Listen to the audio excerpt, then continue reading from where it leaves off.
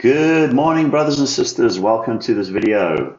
In actual fact, it's just gone afternoon on Wednesday, the 22nd of February, 2023. So I haven't created a video in quite some time, and I wanted to introduce you to this very, very interesting discussion which I watched online last night. I wanted to understand more about what exactly was going on in Israel with regards to the judicial reform, with an alternative voice and an understanding of the the other side. Basically, we don't need to go very far in order to understand the one side. Just read the liberal media, which is pretty much all of them, and then you will understand the screaming and the shouting and the so-called end of the Israeli democracy, which could be true. It might be true in such a way that not I agree with the liberal left-leaning idea of the end of the Israeli democracy, but just that um, a house divided cannot stand. And even in the case of democracy, it's not possible when you have a clear-cut ideological separation between two sides which are very close together. So I think it's very interesting. You know, the Bible talks about the seed of the woman and the seed of the serpent.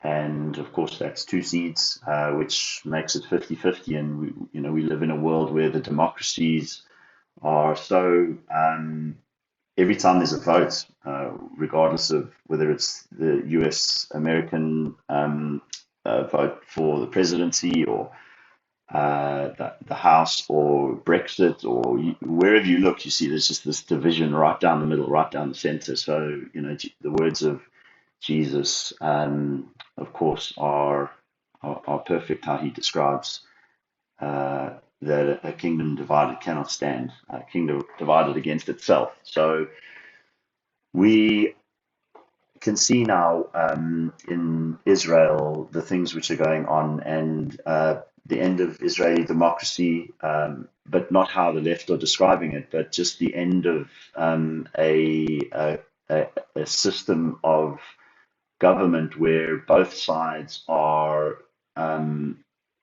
wanting the best for the country. It's no longer a loyal opposition, and this is the same everywhere in the UK, in the US, everywhere in the world, really.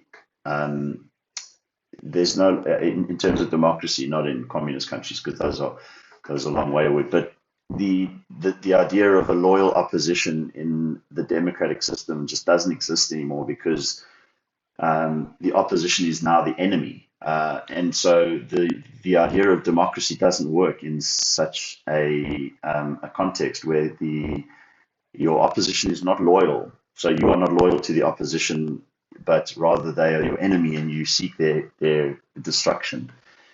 So that's in that sense, that's how I see the end of not just Israeli democracy, but because Israel, I believe, is a microcosm of the world, it's the end of democracy as a whole. It's the end of democracy around the world. We're coming now to the end of this age, and just like Jesus said, a king or a house divided against itself cannot stand. And here we are in a world divided against itself everywhere. So that's how I see that. Yes, this is potentially the end of democracy, but not in alignment with what the liberals are saying, and why they think it's the end of democracy because their perversion is no longer going to be given a free reign, and they're terrified that the religious government in Israel are not going to allow this perversion anymore, which I think is a good thing. But with regards to this conversation between Gadi Taub and the Hudson Institute, I watched the whole hour last night. It's an hour long. I would highly recommend watching the whole hour if you love Israel and you really want to know what's going on.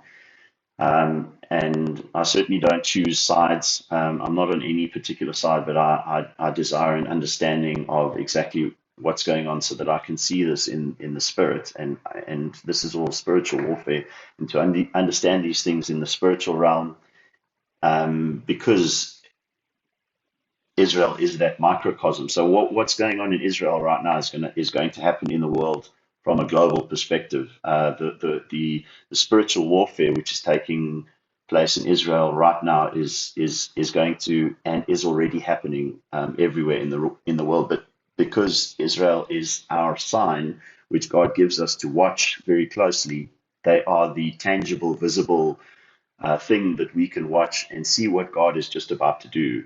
First in Israel, first with the Jews, and then we see that taking place in the world. You can see that happen in the First and the Second World Wars. There was massive anti-Semitism, mass murder of the Jews, pogroms, genocides, all these kinds of things. When you see that kind of thing happening, then very shortly after that, that's when we had the First and Second World Wars. They were prefaced with huge movements in the in the realms of Israel, the people of Israel, and the Jews. So, looking at what's about to happen here, seeing how the power is just slipping out of the fingers of the left-leaning elitist judges, and of course the Bible talks about the judges, the rulers of the people, the judgments that they are making are wicked, and that they are not righteous judges. They're making evil decisions, corruption, bribes, backhanding, all of this kind of thing. The Bible describes, and God is aware of it all. And so we see how they are now starting to freak out totally in Israel, the left-leaning press, which Gadi Taub, who you're going to see in this discussion, he was actually fired from Haaretz. So he was fired from Haaretz because he was supporting and documenting, writing op-eds about the judicial reform from his perspective. So from an alternative perspective, and of course they fired him and they got rid of him. So that will be explained in the video. But he also goes right back and he describes how this judicial system was architected by, he calls him the Wizard of Oz, a man called Barak, and how over a long period of time, suddenly they have wielded this unfettered power where they can make judicial judgments on pretty much anything, absolutely anything. So whether it's the basic law or whether it even gets to the Knesset,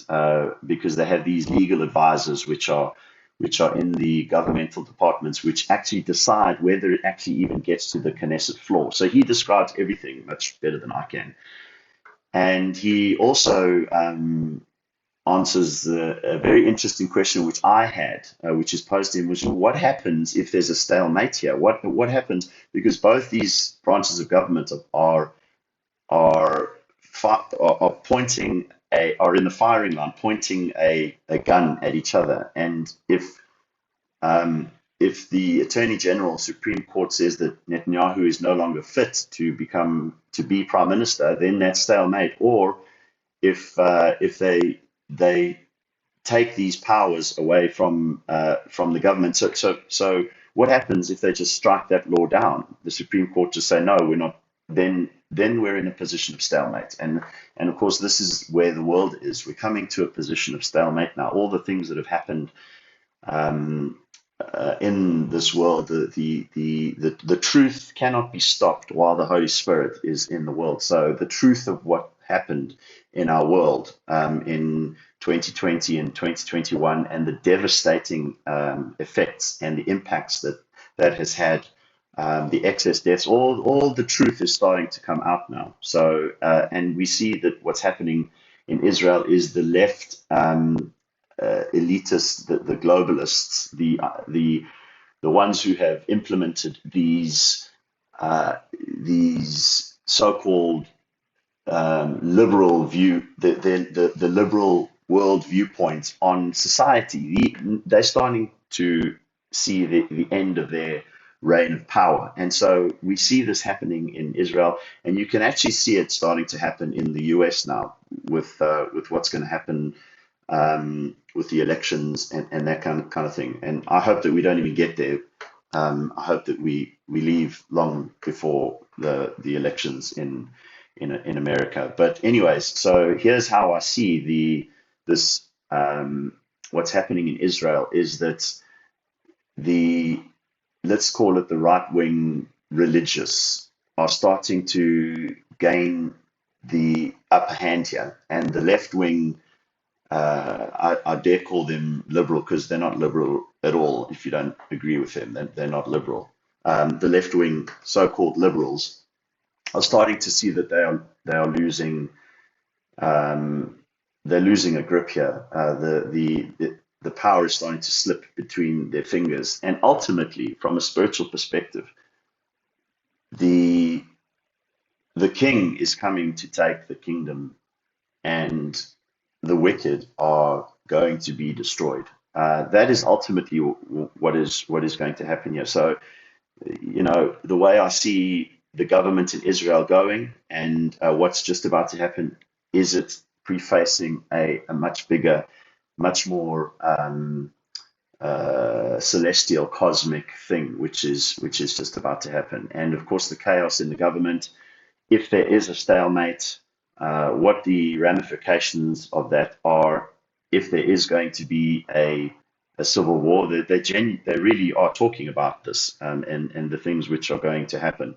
And they talk. He mentions this in the video. He talks about who will the tanks obey? Who is the military going to obey in the event of a stalemate? And ultimately, that's who will wield the power. So he seems to suggest that it's not going to get to that, but I'm not so sure. With the crazy left-leaning liberals and the violent, aggressive behavior which they are prepared to undertake in order to get their way. So, yeah, I hope you enjoy the video. I hope to release another video soon, and I'm setting up the other room so that I can make videos from in there. And I'll just say, keep reading the Word of God, as I've always said. Keep reading the Word. Go to the Word every day. Read the Word of God and pray, and be patient for the coming of the Lord. The Lord is coming. So I hope you enjoy this video. I thoroughly enjoyed this discussion, and I'll see you in the sky.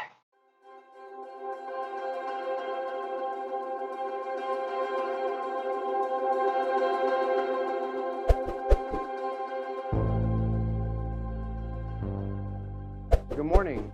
My name is Mike Duran. I'm the director of the Center for Peace and Security at the Hudson Institute. Peace and Security in the Middle East at the Hudson Institute. And I'm also a senior fellow. And I'm joined today by Gadi Taub, who's one of the leading public intellectuals in Israel, and probably the leading voice on the judicial reform, which is currently roiling Israeli politics. We have senior officials in Israel talking about civil war, taking it to the streets, and other such dramatic statements. And we thought we'd invite Gadi here to help us decipher what's going on from his point of view. Gadi, you are a professor at the Hebrew University, which is the Harvard of Israel. And you were, until last week, a columnist at Haaretz, which is the New York Times of Israel. Yeah.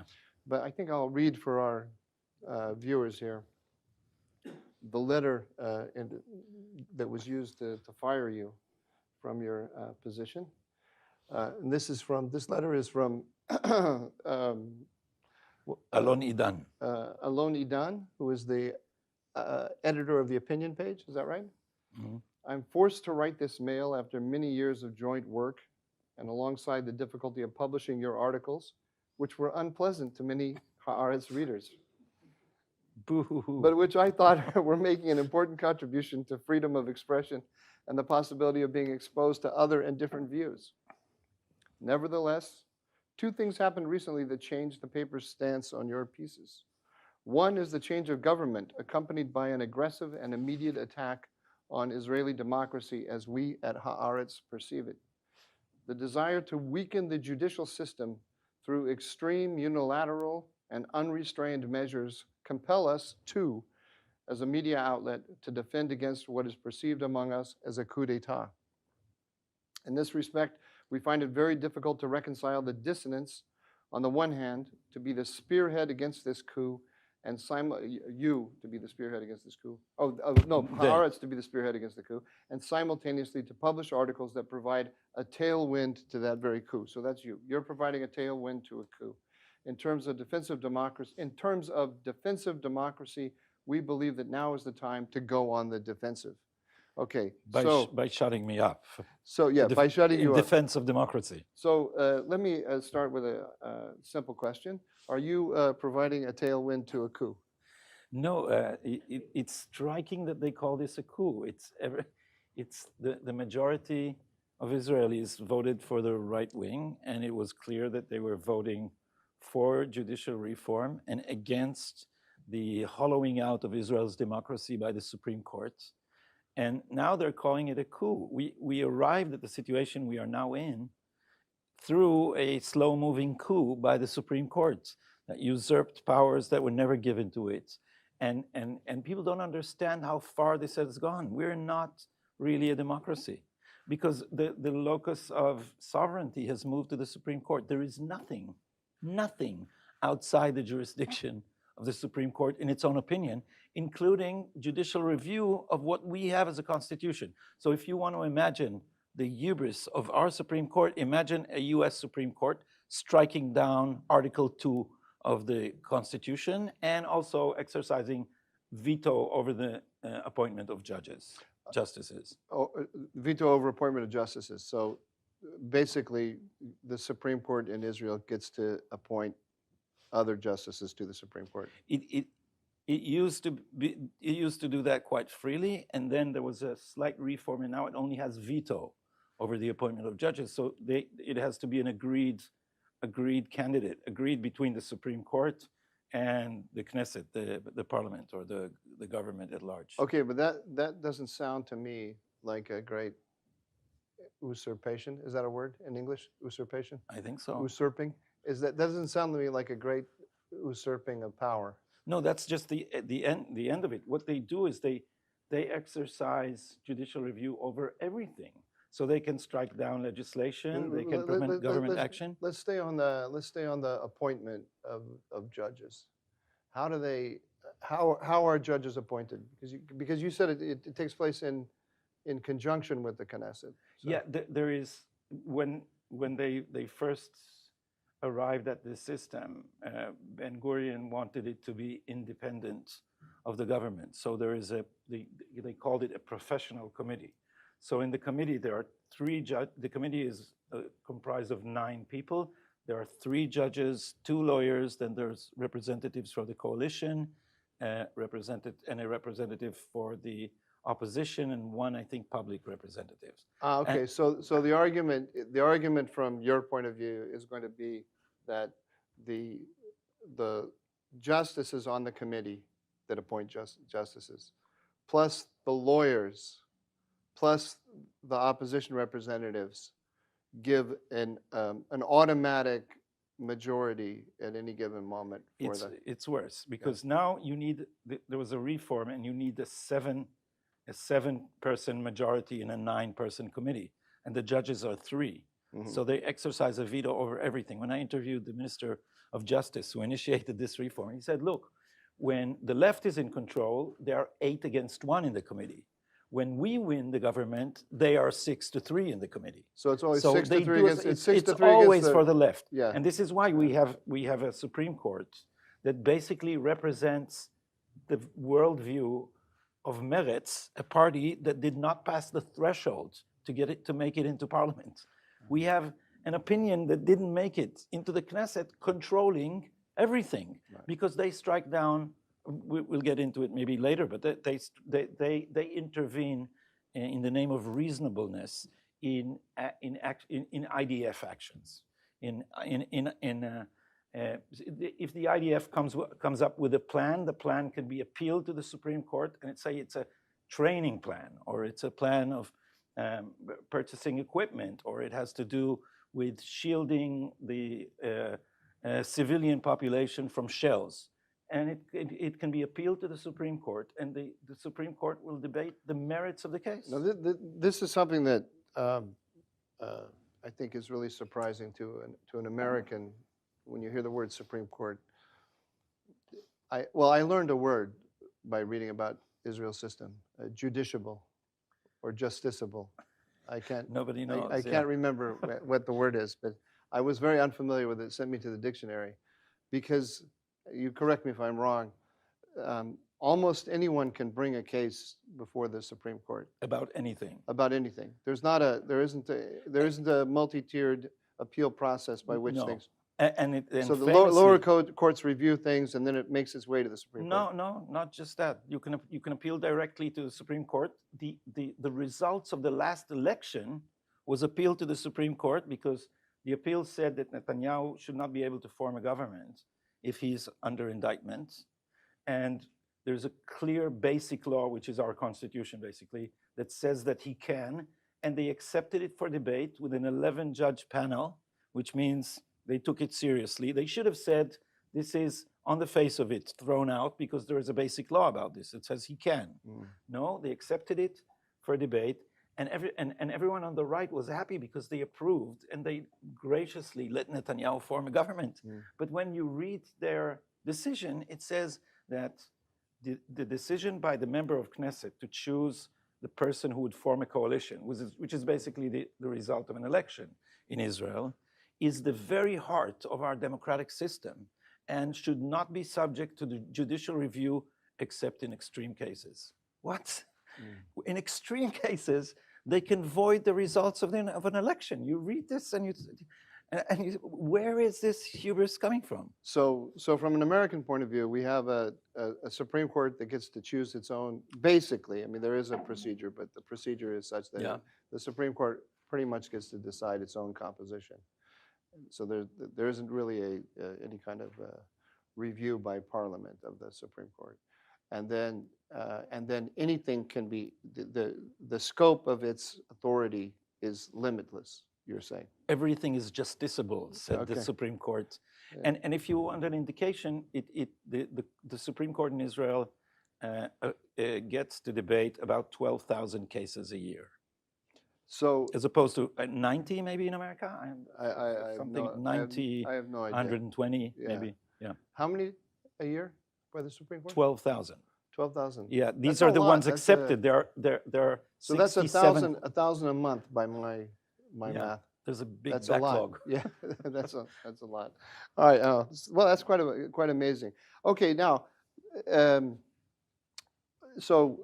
but when I talk to my Israeli friends, I used to be a man of the left, and I have retained a few friends on the left. And then I managed to, including in Israel.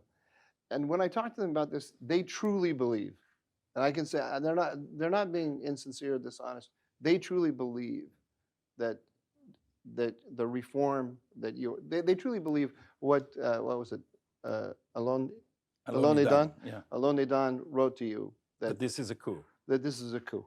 They truly believe it. You agree with me about that? I agree that they believe. Yeah. Yeah, that they believe that. So, what are reasonable people who are looking at this on the other side? What's in their minds?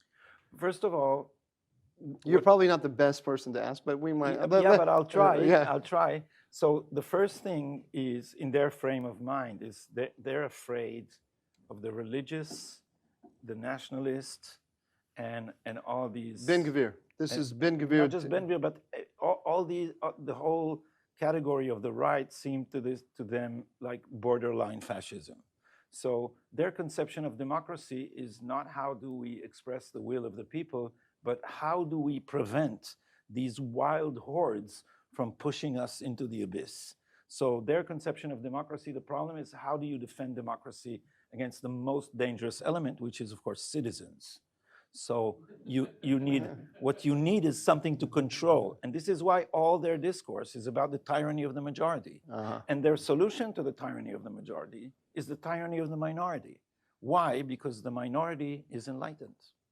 That's... Oh, okay, but there's a real issue here, though, is there not, of the potential for tyranny of the majority? There is such a thing. Yeah.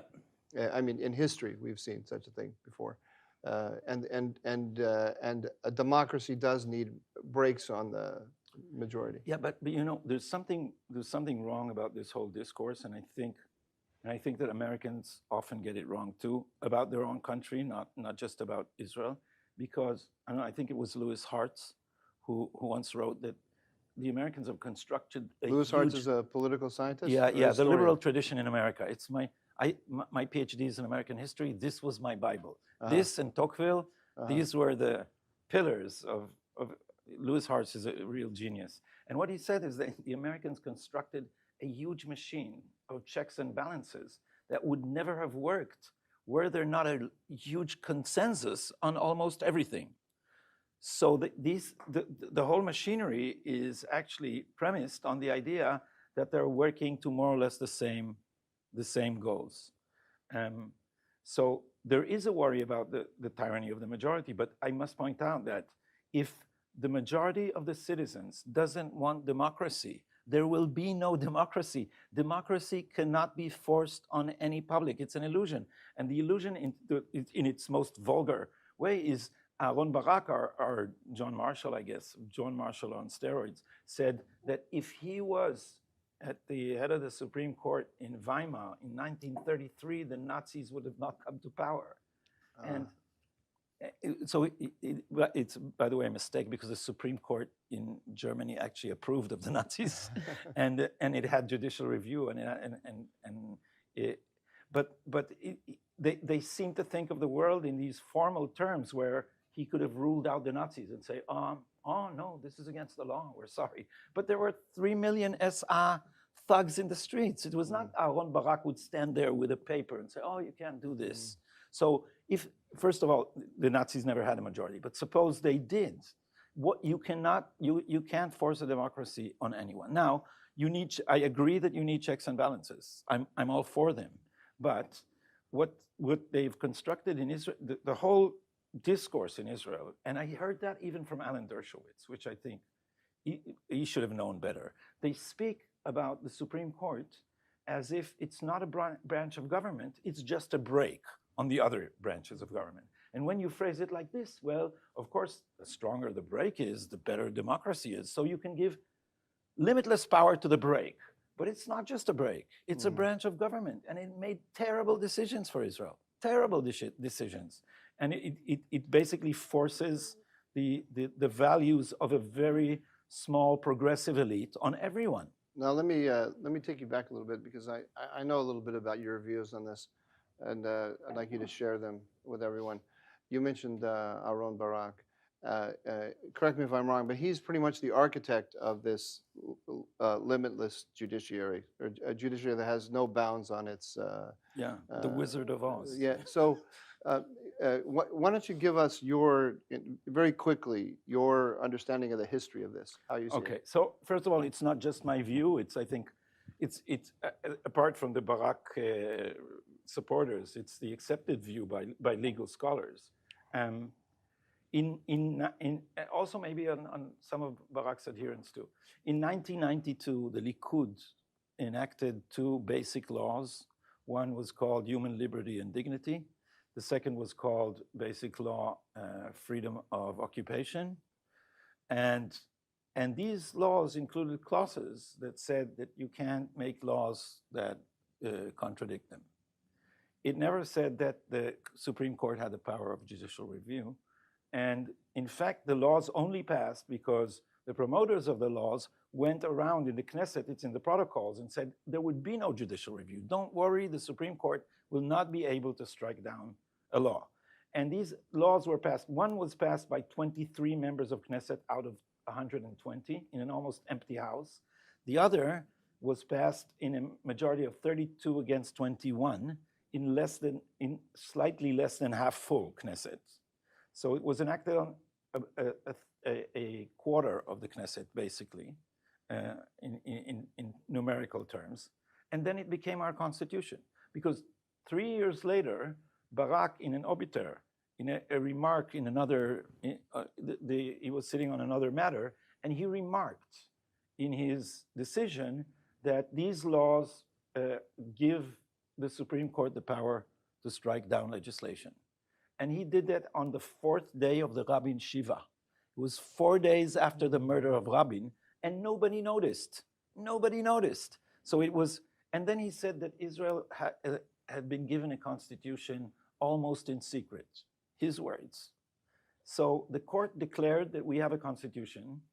We didn't have a constitution before. Basic laws were not considered a constitution. They were enacted by no special majority. But now suddenly they became the basis for judicial reform. Then came the Hayut Court. And any attempt to revise the basic law will be struck down by the court. Is that No. is that the implication here? Nobody dared. No, in fact, Barak said, you can, if you want, you can change the basic law. But the Knesset never did, because the Knesset is always moderate and the court is extreme. What we need is something to break the power of the court, not the Knesset, because the Knesset is very reasonable. But why not just have a new law that will say that a new basic law that says the Supreme Court cannot. What they're doing now is they're saying the Supreme Court can exercise judicial review. I'm saying that what I want to have when this says the Supreme Court cannot exercise judicial review in this way. The reform is going to say that Right. it cannot exercise judicial review of basic laws, because actually the reform gives a lot of ground. It says, well, you took the power of judicial review. Now we're going to give it to you. We're going to legitimize this. Yeah. But you can only do it with a majority of the judges. And Okay, I derailed you. I took you into the reform. Let's get to the reform in a minute. Go back. You were giving the history, and I. Yeah, and I you were going to start on the Esther the Hayut Court. But before, maybe I should remark on a small and important thing, is that, and we don't need to get into the details of how they did it, but the Barak court also gave the legal counsel to the government, who is also the attorney general in Israel, power to veto ministerial policy. So you have a legal advisor with the power to veto what ministers were elected to do. And every ministry has a legal advisor? Yes, and the legal advisor, like their boss, the legal counsel to the executive, it's called, the attorney general, can also prosecute the politicians. So basically, he's the defense and the prosecution for, and one of them was, I don't want to use a too strong word, was go ahead. bold enough to say, we'll get more viewers if you do. When there was an initiative to separate the two offices from the AG, so there will be a counsel to the government and a separate head of the prosecution in Israel. He said in a symposium, he said, but if we do that, ministers will just do whatever they want. It took me a while to process this sentence. He said, what he's saying basically is, if I give advice and I can't threaten them with prosecution, if you don't do what I say, you're going to be prosecuted for bribery, then ministers will do whatever they want. So in your conception here, the attorney general and then the judicial advisor, what did you call the legal counsel? The legal counsel in each of the ministries. You're seeing that as part of a whole system. Yes. Right, a unified system. Yes, and they also, it's a revolving door. But in your view, how are the legal counsels in the ministries? In what sense are they tied to the Supreme Court? What authority does the Supreme Court have over them? So this is an interesting question. How are they appointed? You pointed to the exact place where there is a sinister connection, because this is all the same milieu, right? Israel is very small, so they all studied in the same law faculties. They all know each other. They're all in a WhatsApp group together. Yeah, exactly. There is a WhatsApp group. Yeah, There's I'm actually sure. an email list, and whenever they say there's no such thing as a deep state, I tell my friends, just say the Shai Nitzan email list. Because there is an email that he sends to all the former judges. Shai Nitzan was the state prosecutor, which is the office of the state attorney is the stronghold of, everyone's afraid of them because anytime a politician wants to reform the judicial system, there's suddenly a criminal investigation.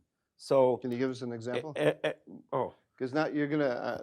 There's lots of people watching. You're gonna say, "Oh, that sounds crazy." No, that sounds like a conspiracy theory. Yeah. Okay, so there was Reuven Rivlin, who was our president, who said, "This is not the rule of law. This is the rule of law gang, knufiyat shilton hachok," because he was going to be appointed Minister of Justice, and they opened an investigation, and it was open. He was going to be appointed Minister of Justice, and he expressed it with an intention to reform the power of the courts. And he had an investigation open for 3 years without investigative action.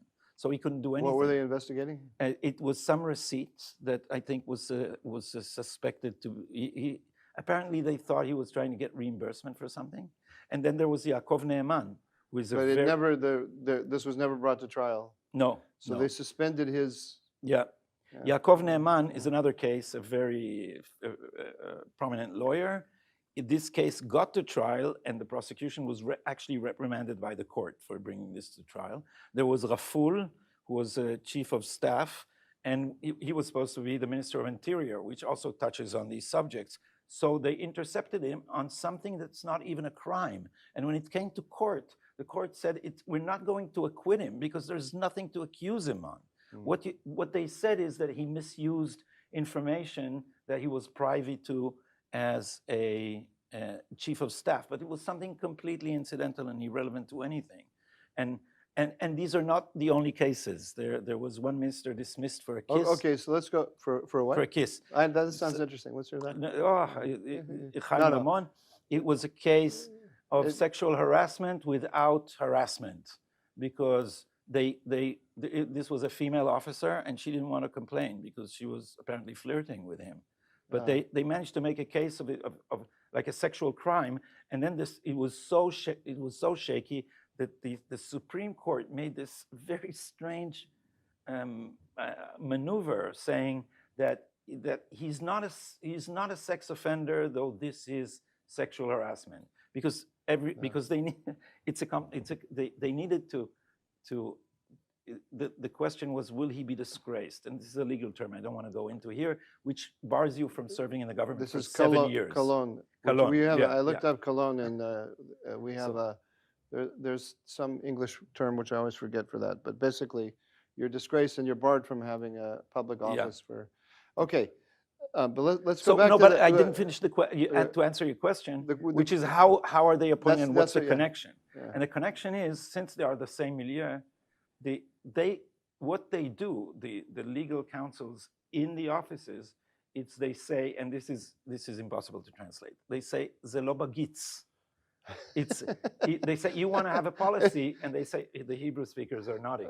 They say it's not. It will not pass the Supreme Court, but Supreme Court. It's not Supreme Courtable. The acronym is bagas. It's not Supreme Courtable. So these legal advisors and the ministers go crazy because you have a legal advisor that can basically block you from implementing. But how does that? But are you saying then? Because here's where it gets conspiracy theory-able-ish, whatever the word is. You're saying somehow that they are more conspiracible. They're conspiracible. They're more responsive to the Supreme Court than they are to the needs of the ministers. So I mean, when Office of Legal Counsel in our bureaucracies, usually they help. You say, here's what I want to do, and they say, here's how you. The good ones tell you, here's how you can do it legally, which usually means here's how you justify it legally. No, they answer to their. But so what's the authority that the court or someone else has over them outside of their ministry or outside of their own personal judgment? The strong link is actually informal. There are formal links. You can't move them from office. They're appointed by the bureaucracy. And they have, I think, 7-year terms. So if you're the new minister and you come into if we were ever to do a comedy show about this, it would not be called yes, prime minister. It would be called no minister. No, you can't do this or anything else. So they're appointed for 7 years. If a new minister comes in, he can't move them. But the stronger link is they say it's not bagitz. And then you have a policy and they say, I will not defend it in the Supreme Court. Now, I don't want to get into everything, but formerly they had a veto on representing the minister. So you have your legal counsel that you can't change going to the Supreme Court and telling the Supreme Court he will not defend you. And this is, they did this to Rabin. Rabin was the prime minister, and Aaron Barak wrote an opinion, which I think, you know, Scalia once said, Justice Scalia said that whenever he wants to appreciate his own court, he looks at Barak's court and thinks, well, at least it's not that bad.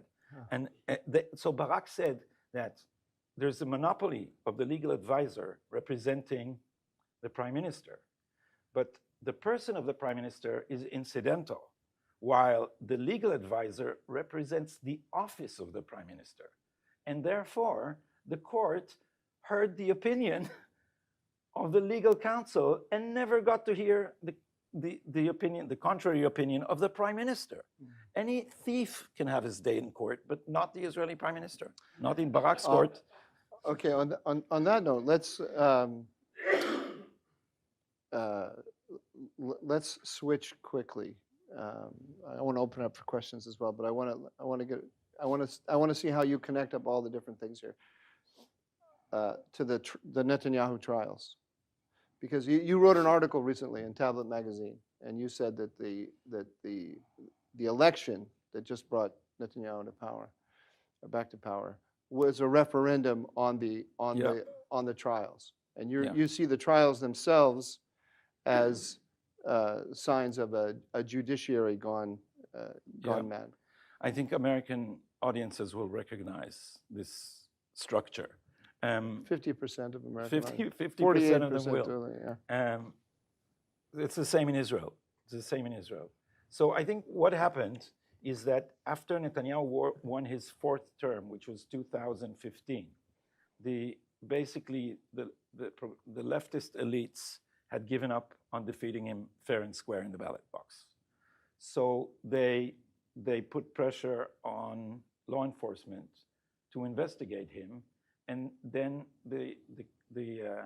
and so started the thousands cases. Case 1,000, case 2,000, case 3,000, and case 4,000. 4 investigations of Netanyahu, all of which seemed very contrived. And what happened is they're now collapsing in court. Of course, the readers of Haaretz don't know this. Another reason to shut me up, because they have been complicit in this thing. These investigations started in Haaretz with investigative journalistic pieces, and then law enforcement pursued this, and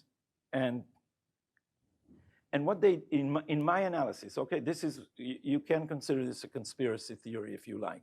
This was never meant to get to court. This is so sloppy. It was never meant to get to court. So the product, the investigation was. The investigation. This was supposed to be the like indictments are It was supposed to be like Rivlin. So it was supposed to be an investigation that cast a shadow exactly and prevented, but more precisely, had an electoral effect, but didn't actually ever go to the court. court. More precisely, the real product of the investigation was not criminal evidence, it was leaks.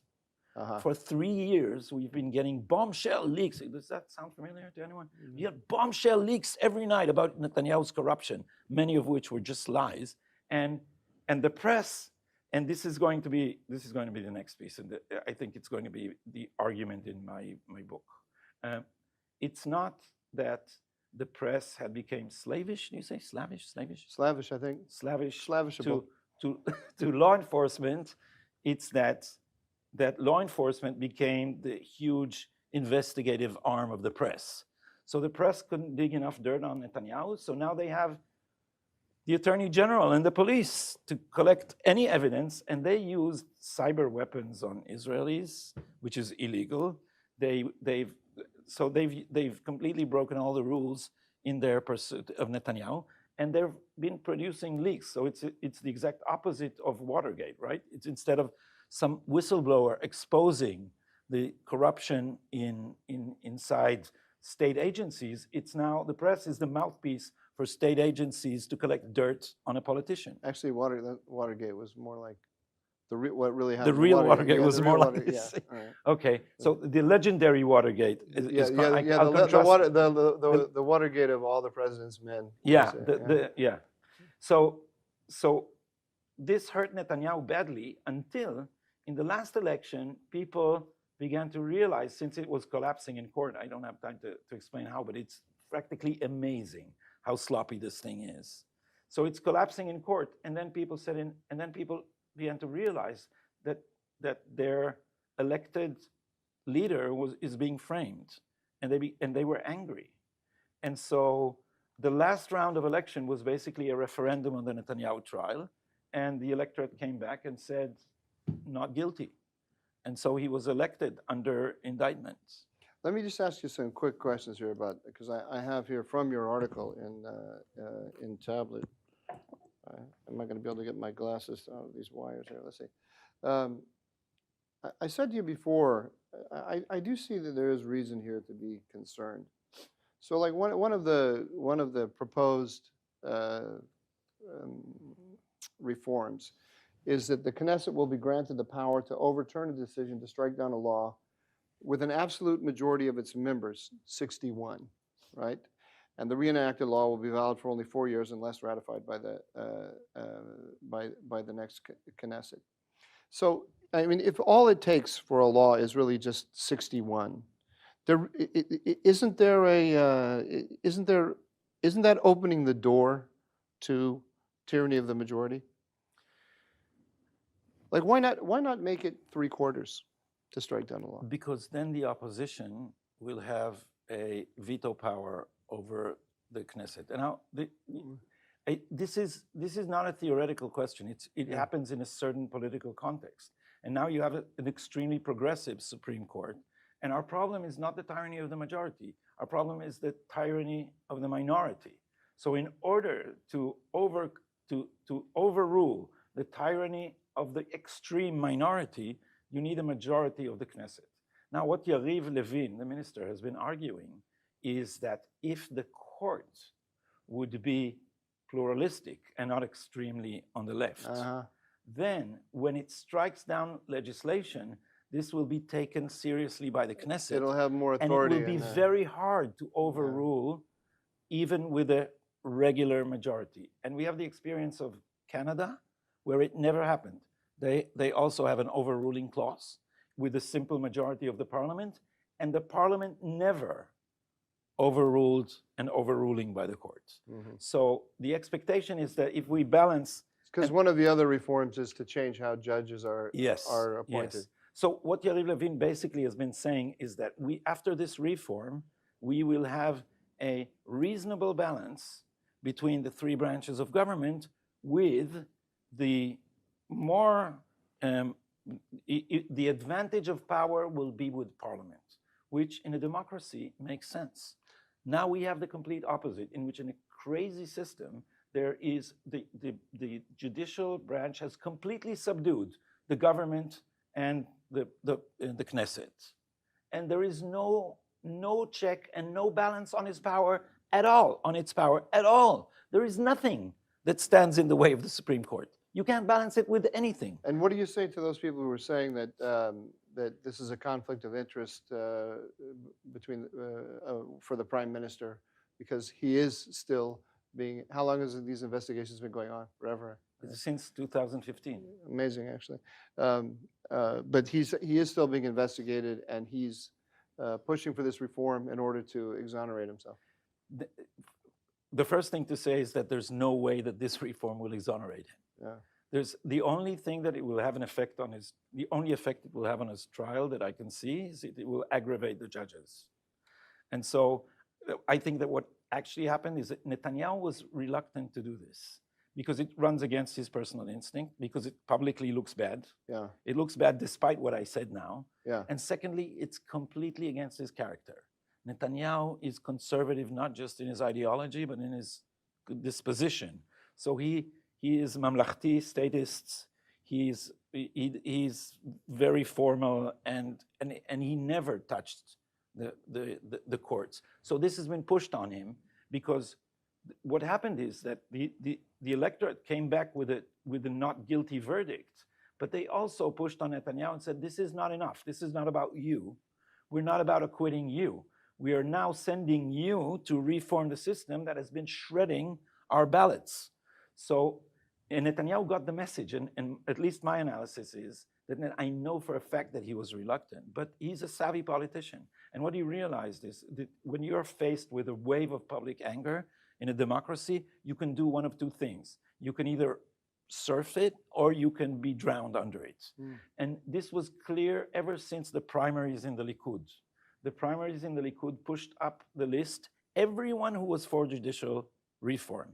So now you have Netanyahu, who is going to, in my opinion, if he doesn't stand behind this reform, this coalition is going to collapse. He's not going to be prime minister next week if he stops the reform. Huh. And your view is that the chance of the reform going through is almost a certainty, basically? No, because first of all, the elite that is now screaming that it's saving democracy is actually fighting for its oligarchic rule through the judges. Imagine, if you need a comparison, imagine that the very top of the progressive elite had the whole Supreme Court in America on its side and there were no limits on its power. Would they give it up? Would Nancy Pelosi at the head of a court give it up? No, they won't. So they're screaming bloody murder now, and they're inciting, they are declaring that this will hurt the economy. They're calling it a coup in order to scare investors. It's not working. If you look at it from the Wall Street Journal, they're looking at the Israeli economy and they're saying everything is fine. But if you look inside Israel, the screams are Netanyahu is going to completely destroy the Israeli economy. They do demonstrations, they call for civil disobedience, and then it all depends on what will happen if they convince the court, if the court is convinced that there's enough power behind it to strike down the reform itself, which they're crazy enough to do. And if they do, there's no manual for how to get around this. Because the legislator is going to say, you cannot strike down basic laws and legislate that. And the court will say, we're striking down this legislation. So what do you do now? And Barak has been saying, the question is, who will the army, where the tanks, who will the tanks obey? Ehud Barak, former prime minister. No, Aaron Barak. Aaron Barak is saying this. The question, he said this long ago. The question is, who will the tanks obey? Now, this is not going to happen. Nobody's going to order the tanks. And you also have to remember, Israel is a very small state. It's like a family.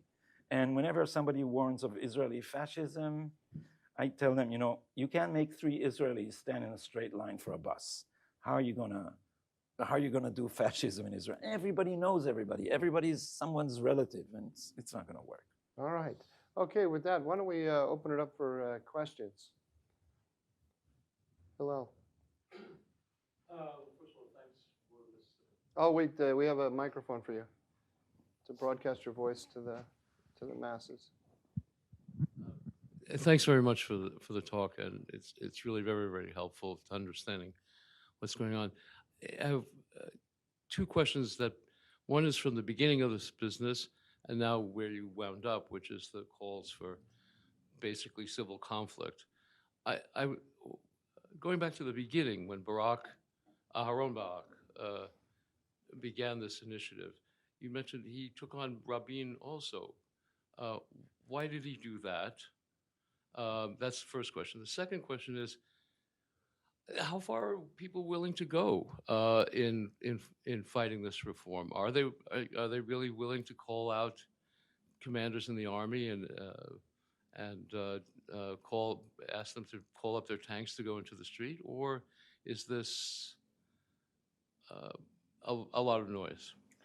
Because the latter is really, as you pointed out, if you reach a point where Knesset passes the law to reform the judiciary, and the judiciary says, no, you can't reform us, there's no middle ground there. There's zero middle ground there. So, yeah, it's an interesting question. So I have 2 responses. One is that this whole process, it's about how Aaron Barak amassed such usurped such awesome power. The left lost the government in 1977, as you know. Likud took power from the old labor elites. And Aaron Barak saw an opportunity because the left started working through the judiciary, and he saw an opportunity for an alliance with the left where they would help him elevate the court because they could work through the courts. So this is how he maneuvered to power, and he also realized that if you take down a prime minister, he took down Rabin. Before Likud did, he took down Rabin on some technical issue of having a bank account, $1 bank account. He was, 76. He was an ambassador of Israel, and he had a private a bank account here, which he did not declare. And basically, you could pay a fine for that. But he insisted on having him fired. So he is, and I remember my father saying in the 70s, this is the most dangerous man in Israel. He's power crazy. So the alliance between the left and the court worked very well. And in a sense, what we're seeing now is if in 77 the right took electoral politics and didn't realize that the left is entrenching itself in the bureaucracy, now is the final act where the right will either destroy the uber government of the bureaucracy, and it will complete the 77 revolution. So now it's a contest between the democratic state and the bureaucratic state. And this is where we're at, and this is why this reform is so hotly debated and hotly contested. One other aspect of the picture you drew, if you have, in the Netanyahu trials, you also have the police then doing the bidding of the judiciary. How do you understand that? You explain how you understand the legal advisors in the ministries, how the court has authority over them. How does it have authority over the That's a great question. Through the press, because when when the chief of police was appointed by Netanyahu, he was ambivalent, and the press started berating him, and he was completely tamed by the press. The same happened to the Attorney General, and they wield extreme power. And of course, inside the police, the police became, look at what happened to the FBI, and you'll understand. If they are fed by one side of the political aisle with favors, and by favors I don't mean bribes, I mean granting them power, then they make an alliance with them. And in Israel, we had, El-Sheikh became a sort of J. Edgar Hoover, because they started collecting dirt on politicians. And in the first round of this, in 2016, they exposed what they called the Yitzhaki files. And the Yitzhaki file, Yitzhaki was a chief of the police intelligence. And the Yitzhaki files included raw intelligence on members of Knesset. Now, raw intelligence, I don't know if you're familiar with the term, this is everything in the police database, everything that anybody says about anyone or any piece of evidence, and it just sits there. Now, if there's no investigation, nobody touches it.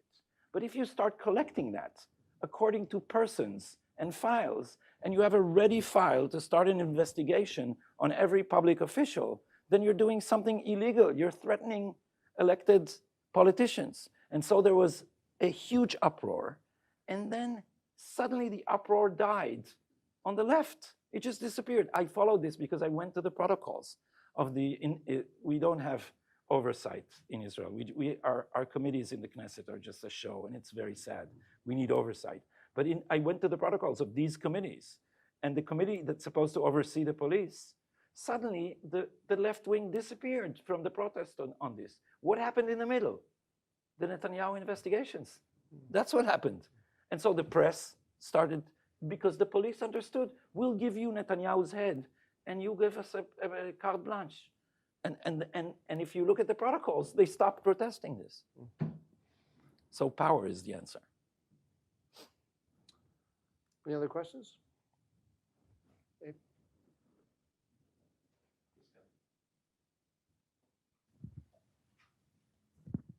Thank you very much. It's been very interesting. I wanted to ask a somewhat more basic question well, about the basic law. In other words, what was the intent of a basic law? It seemed a little strange if it's merely a law passed by the Knesset that could be repealed by a majority the next day or the next year, then it doesn't have a kind of constitutional status. Was there any understanding that this should be a law that was different from the other laws and would override them in a certain way unless it was changed? Or and you know, if it's all just in effect the same thing, a law passed by the Knesset by a simple majority, then how does it get that status? Great questions. You go to the heart of the logic of the controversy here. And it's actually a very strange thing. The Knesset in 1950 had a decision called the Harari decision, which said that basic laws are our future constitution and that they will achieve constitutional status only when the constitution is complete. So they are parts of a future constitution, and other than that, they have no normative advantage over the rest of the legislation. And you needed them because a lot of the basic laws, they didn't think of them as value-laden originally. Originally, the basic laws, there's basic law executive, basic law parliament, basic law various other administrative things. And these basic laws are just supposed to explain how the system would work. So the basic law Knesset, for instance, says how elections will work.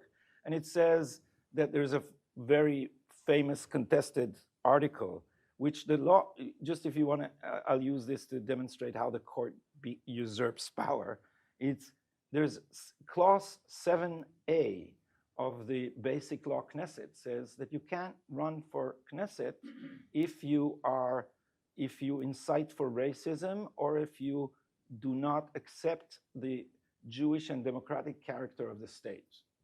Now, the court forced us to accept Balad, which is an Arab party which is bent on the destruction of Israel and supports terror, because Aaron Barak said that there is not a crucial mass of evidence that they support terror, although they say so.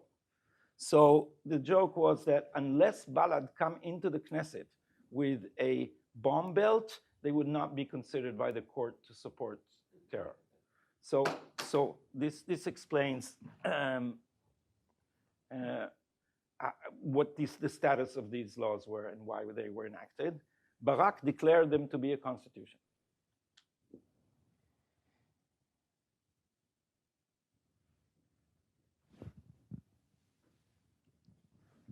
This may be a little bit off topic, but I wonder if you've ever looked at the way the European Union has evolved and the role of the European Court of Justice, which reminds me of what you've been talking about here in the arrogation of power by the Israeli Supreme Court. Have you reflected on that and the role of the oligarchic rule of the European Union? Yes, I have. I consider myself a student of your senior fellow, John Fonte, and his book, Sovereignty or Submission, deals extensively with the European Union.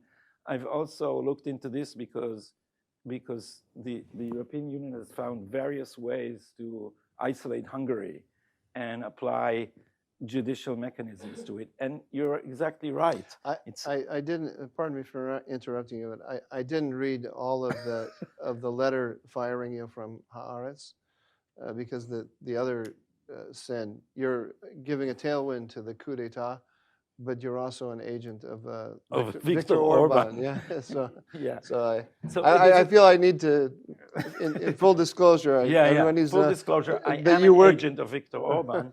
And why am I an agent? Because I was invited to give 2 lectures at MCC. So the press is full of Gadi Taub is defending Orban because he's on his payroll. And I was invited by MCC. I got no salary. They didn't even pay my per diem. They gave me a shabby hotel. I had to to take for a few days a Don't hotel insult your host. at my expense because I needed a desk and there was no desk in my room. But this was, it was an academic fellowship for 2 weeks and I gave some lectures, but this was enough for Haaretz to declare me an agent of the Hungarian government. And so whatever I say about Hungary, you should take into account that I'm compromised, right? I'm compromised. And so I won't say anything that Orban would not agree with here. But I'll just say this, that you're exactly right on the Court of Europe making everything justiciable. And they have this rule of law procedure in which they intervene in the internal affairs of other countries in a way that is completely illegal because the treaties of the European Union do not allow it. So they have this Article 7 procedure, and they're employing it against Hungary and against Poland. And some of their critique of Hungary and Poland is just justifiable as opposed to justiciable, but turning everything into a matter of law is a way to insert international opinion or international values and policies and globalist policies over and against the will of the public. So they have this, and this is the subject of my book on which I gave a talk here at Hudson, was it a year and a half ago, is that the globalist agenda riding on universal values is then applying these values in order to undermine democracy in the various nation states. And the European Union is an it's exactly a case of what I called in my book, anti-democratic liberalism. In the name of liberal values, they're undermining the consent of the governed. And this is exactly how the Israeli court operates, and the same goes for Europe, who's being shaped by judges and bureaucrats, basically. My main interest in this subject is really has nothing to do with the law at all, but with this international opinion aspect of it. Because are you an agent of Erdogan, though? I am sometimes an agent of Erdogan. Sometimes I work for the Elders of Zion. I'm a promiscuous agent. There's a great retirement plan for the Elders of Zion. In my view, there's one issue that's more important than all others, and I think the Prime Minister Netanyahu agrees with me about that, and that's the Iran nuclear program. I see the left in the United States using these kinds of issues to prosecute the disagreement over Iran policy. They use the Palestinian question. They use this, and they also use surveillance. And surveillance, in the way that Israel did too. So it's not. I see it not simply as an internal Israeli affair, but there's a global network, a global progressive network. How does it protect the Iran deal, though? Well, no, it's it should have protected the hijab protest. No, theoretically, if you're a Democratic with a capital D, a Democratic administration in the United States, and you don't like, there was just this last weekend there were attacks in Israel attacks in Iran that are being attributed to Israel, and that puts you in a difficult position because your policy is to try to find an accommodation with Iran.